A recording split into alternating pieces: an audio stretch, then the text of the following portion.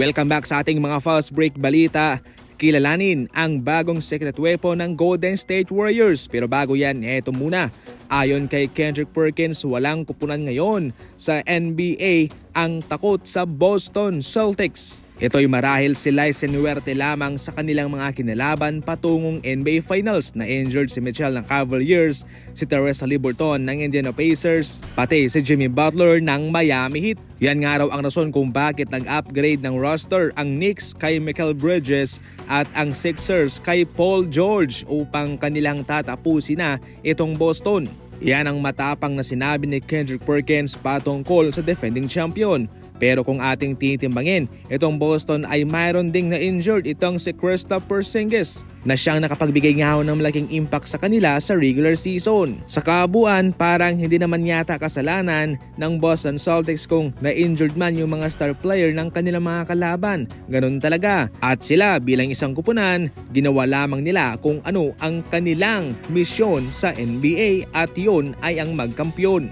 Kinumpirma na ng Miami Heat mga idol na 1-year deal, fully non-guaranteed ang pinirmahang kontrata ni Little sa kanila. Ibig sabihin nito, mayroon pang posibilidad na hindi siya makakasali sa official lineup ng Miami Heat. Kung baga sa madaling salita, susubukan lang siya nito kung magugustuhan ba ng Heat ang kanyang laruan. Slasher, attacker, itong sina Sir Little at meron din siyang kakayahan na tumira sa 3-point line. Ganyan din naman ang kontratang pinirmahan ni Trevor Keels sa Minnesota. Isang shooting guard at sa kanilang G-League affiliate team ay nag-a-average siya ng 13 points and 3.7 assists per game. Katulad din na Sir Little, susubukan din ng Minnesota itong sa Trevor Keels. Pinagtawanan ang starting lineup ng Lakers dahil sa walang pinagbago ito kumpara noong nakarang season. Si Russell, si Reeves, Davis, Hachimura, and LeBron pa rin ang kanilang isasalpak. Ito mismo yung nanggaling sa kanilang bagong head coach na si JJ Redick.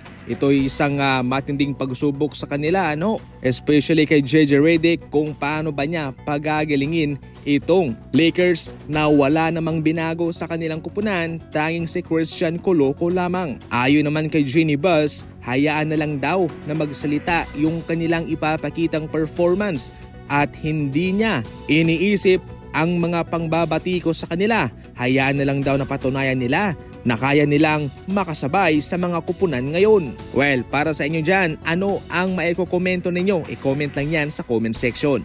Sa ating huling balita sa pagpapapirma ng Golden State Warriors kay Quentin Post sa two-way spot nila. Ito yung magsisilbing secret weapon ng Golden State mga idol sa kanilang center position. Ito yung mahalaga sapagkat 50 laro lamang ang pupwedeng laruin nitong si Quentin Post at kaya siguradong magiging crucial ang bawat pagpasok niya sa rotation ni Coach Steve Kerr sa mga laban. Limitado lamang kasi yung mailalaro ng two-way player sa NBA. Gayunpaman, pansamantala lamang ito at siguradong mako-convert din siya sa standard contract. Itong si Quentin Post ang nag-iisang 7-footer ng Golden State Warriors na inaasahan rin na siguradong makakatanggap ng mahalagang trabaho sa kanilang rotation, especially sa center.